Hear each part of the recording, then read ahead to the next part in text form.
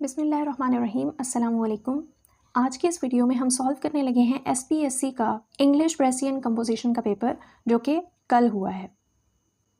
पहला क्वेश्चन था make the precis of the given passage and also suggest a suitable title to it. अच्छा, इसके लिए मैंने आपको प्रेसी सॉल्व कर दी है, ठीक है। आप उस पर एक नज़र डालें और साथ में उसका टाइटल भी देखें। टाइटल मैंने इसे दिया globalisation in technology a double edged transformation. Solve precis पे एक नज़र डाल लें ताकि आपको आइडिया हो जाए कि इसको किस तरह से सॉल्व किया गया है।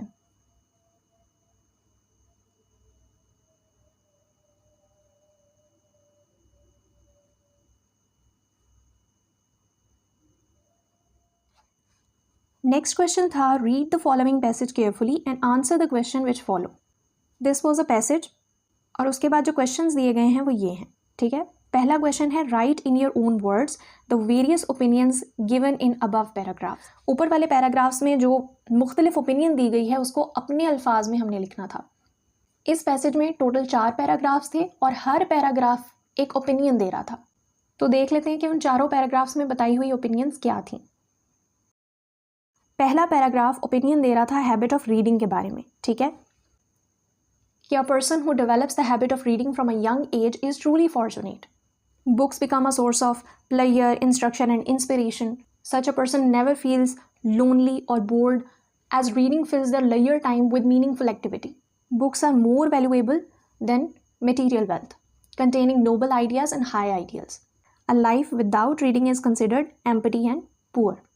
सेकेंड जो पैराग्राफ था ये था इंडिविजुअल थॉट और इमिटेशन पे, कि जो ट्रू थॉट्स हैं वो अंदर से आती हैं and can not be fully shaped by imitating others. A person's true nature, his strength and weakness will ultimately appear in their work. फिर ये लास्ट लाइन क्या बताती है कि each person essentially creates his own identity through his inner spirit. Third paragraph था forgiveness के बारे में, कि forgiving others is often seen as weakness, but actually it is a sign of strength. It's easy to get into anger and seek revenge, but it takes a strong character to forgive. A person who forgives shows moral superiority and may even win over enemies. Forgiveness is considered the highest form of revenge. Fourth paragraph जो है वो confidence versus timidity के बारे में था, कि being too shy or lacking self confidence can be just as harmful as being over confident. फिर उसके बाद उसने कहा कि बहुत से टैलेंटेड लोग जो हैं they fail to do anything valuable because they are afraid to make the first step. The world misses out on their potential.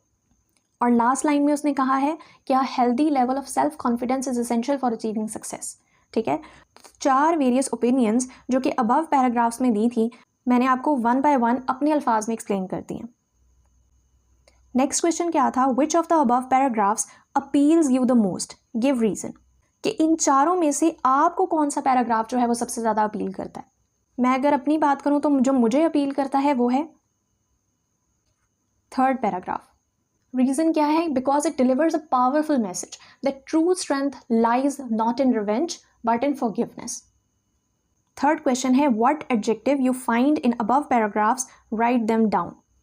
कि आपको अबव पैराग्राफ्स में कौन कौन से एडजेक्टिव मिले हैं उनको आपने लिखना है। तो जल्दी से देख लेते हैं कि कौन कौन से एडजेक्टिव थे।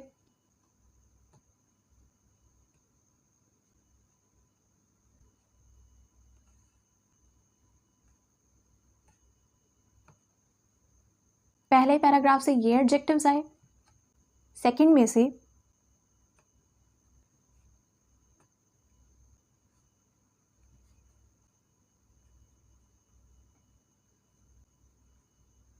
ये सब हैं, थर्ड में से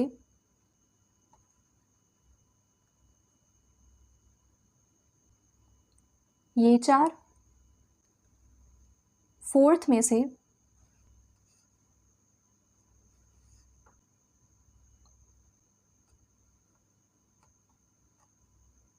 ये 6 एडजेक्टिव्स हैं। टोटल हमें कितने एडजेक्टिव्स मिले हैं, 24। नेक्स्ट क्वेश्चन था add suitable adverbs from the given list to the following sentences. एक लिस्ट दी गई थी, इसमें से आपने एडवर्ब उठाना था और इन सेंटेंसेस में आपने फिट करना था। अच्छा, एडवर्ब होता क्या है? एडवर्ब एक ऐसा वर्ड होता है जो कि मॉडिफाई कर देता है किसी भी वर्ब को, एडजेक्टिव को दूसरे एडवर्ब को या फिर पूरे के पूरे सेंटेंस को। एग्जाम्पल की बात करूँ तो अगर मैं बोलती हूँ कि ही सिंग्स, वो गाता है, इसके साथ अगर मैं लगा देती हूँ ही सिंग्स लाउडली, तो वो कैसे गाता है? वो ऊंचा गाता है। इस लाउडली वर्ड ने सिंग को मॉडिफाई कर दिया है, ठीक है। तो ये जो लाउडली है ये एडवर्ब है। इसी तरह अगर मैं बोलूँ कि ही इज़ टॉल, टॉल क्या है? एडजेक्टिव है। लेकिन अगर मैं बोल दूँ ही इज़ वेरी टॉल, तो ये जो वेरी मैंने लगाया ये एडवर्ब है जिसने उस एडजेक्टिव को और मॉडिफाई कर दिया, ठीक है। अगर मैं किसी और एडवर्ब की एग्जांपल दूँ तो अगर मैंने कहा कि दिस स्टोरी एंडेड क्विकली, कि ये स्टोरी जल्दी खत्म हो गई, क्विकली क्या है? एडवर्ब है। लेकिन अगर मैं बोलूँ this story ended too quickly, बहुत जल्दी खत्म हो गई, तो ये जो टू वर्ड है ये एडवर्ब है जिसने पहले से मौजूद एडवर्ब को भी मॉडिफाई कर दिया, ठीक है। तो जनाब यहाँ पर भी जो लिस्ट दी गई है, always, often, frequently, generally, hardly, ever, never, scarcely, seldom, sometimes, usually, regularly, occasionally, rarely, ये सारे के सारे एडवर्ब्स हैं। अब देखते हैं कि इनमें से कौन सा एडवर्ब कहाँ पे फिट होता है। He goes fishing on his summer holidays, यहाँ पर जो फिट होता है वो है usually, which indicates a common but not absolute occurrence. जिसने यूजुअली की जगह जनरली लगाया है वो भी ठीक है कि ये चीज़ कॉमन तो है लेकिन एब्सोल्यूट अकरेंस नहीं हो रही इसकी। दूसरा है I go to cinema in summer, I sometimes go to the cinema in summer. अब समटाइम्स की जगह जिसने ओकेजनली लगाया है वो भी ठीक है। Why? Because it suggest infrequent और irregular trips to the cinema. Third है we play tennis on Saturdays, we regularly play tennis on Saturdays. Regularly क्या एम्फोसाइज कर रहा है? अ कंसिस्टेंट रूटीन, कि हर सैटरडे को जो है वो टेनिस खेला जाता है। फोर्थ है do you go for a walk in the afternoon, do you ever go for a walk in the afternoon.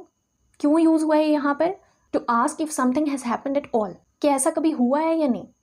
No I stay at home, no I rarely stay at home, और I seldom stay at home, और I hardly stay at home. यहाँ पर question के साथ थोड़ा सा contrast show किया गया है, जिसका मतलब है कि staying home is uncommon for that person. इसी क्वेश्चन का नेक्स्ट पार्ट है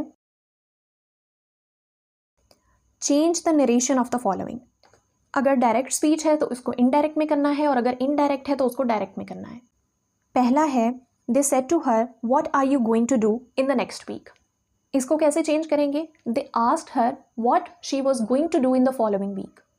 क्या क्या चेंजिंग की है? सेड टू को आस्क्ड में कन्वर्ट कर दिया, टेंस और प्रोनाउन को एडजस्ट कर दिया, और नेक्स्ट वीक को फॉलोइंग वीक में कन्वर्ट कर दिया। अगला है he asked me who was that blind man in the line, he asked me who that blind man in the line had been. Past sentence है was, इसको past perfect had been में convert कर दिया, और बाकी जो question structure था उसको इनडायरेक्ट फॉर्म में कर दिया। नेक्स्ट है they asked the fat man if he was participating in the wrestling, they said to the fat man, are you participating in the wrestling? Indirect question को हमने direct speech में convert किया है, question mark add किया है और verb structure को adjust किया है। फोर्थ क्या है? She said please don't overlook the main details of the instruction, she urged me not to overlook the main details of the instruction. Set के साथ प्लीज था, मतलब इंसिस्टेंस थी, ठीक है, तो हमने इसको अर्ज में चेंज कर दिया, URGED। डोंट ओवरलुक को हमने नॉट टू ओवरलुक में चेंज कर दिया। फिफ्थ है she asked me how my father was after treatment, she said to me how is your father after the treatment. Indirect question को direct speech में convert किया है, टेंस और structure को एडजस्ट किया है। नेक्स्ट क्वेश्चन का ए पार्ट था give the meaning of any 5 of the following pair of words and use them in your sentences. 8 दिए हुए थे, आपने 5 करने थे। जल्दी जल्दी से इन पेयर ऑफ वर्ड्स के मीनिंग देख लेते हैं। वेव, पहला वेव, जिसका मतलब होता है to give up a right और क्लेम वॉलेंटरली, ठीक है, कोई अपना राइट आप खुद छोड़ते हैं। दूसरा वेव कौन सा है? To move your hand in greeting और टू सिग्नल, जो आप किसी को हाय हेलो करते हुए अपना हाथ हिलाते हैं। सेकेंड में जो पहला वर्ड है रेक, उसका मतलब है टू कॉज और to inflict, usually a damage और हार्म, जैसे कि the storm wrecked havoc on the village. दूसरा जो रेक है, इस रेक का मतलब होता है टू डिस्ट्रॉय और the remains of something destroyed. Third में पहला वर्ड है फ्लैग्रेंट, जिसका मतलब होता है शॉकिंगली ऑब्वियस। दूसरा वर्ड है fragrant, having a pleasant smell. फिर है सैंग्विन, ऑप्टिमिस्टिक और चीयरफुल। और दूसरा है सैंग्विनरी, इन्वॉल्विंग ब्लड शेड और वायलेंस। फिफ्थ में जो पहला वर्ड रेज है, इसका मतलब है to completely destroy a building और अ स्ट्रक्चर। और जो दूसरा वर्ड रेज है, इसका मतलब है टू लिफ्ट और टू इंक्रीज समथिंग। सिक्स्थ में पहला वर्ड है dissonance, a lack of agreement और हार्श साउंड। ठीक है। दूसरा है हार्मनी, एग्रीमेंट यानी रजामंदी और प्लेजेंट म्यूजिकल कॉम्बिनेशन। सेवंथ में फर्स्ट है सेरेंडिपिटी, अ फॉर्चुनेट एक्सीडेंट और प्लेजेंट सरप्राइज। इसकी एग्जाम्पल दूं तो their meeting at the cafe was pure serendipity, they hadn't plan it. कि उनकी जो मीटिंग कैफे पे थी वो एक प्लेजेंट सरप्राइज था, उन्होंने प्लान नहीं किया हुआ था। दूसरा है मिसफॉर्चून, बैड लक और अनलकी इवेंट। एट्थ है वेरासिटी, ट्रूथफुलनेस और एक्यूरेसी। दूसरा वर्ड है डिसीट, डिसऑनेस्टी और ट्रिकरी। जब आपको मतलब पता चल जाते हैं तो आप सेंटेंसेस इजीली बना सकते हैं।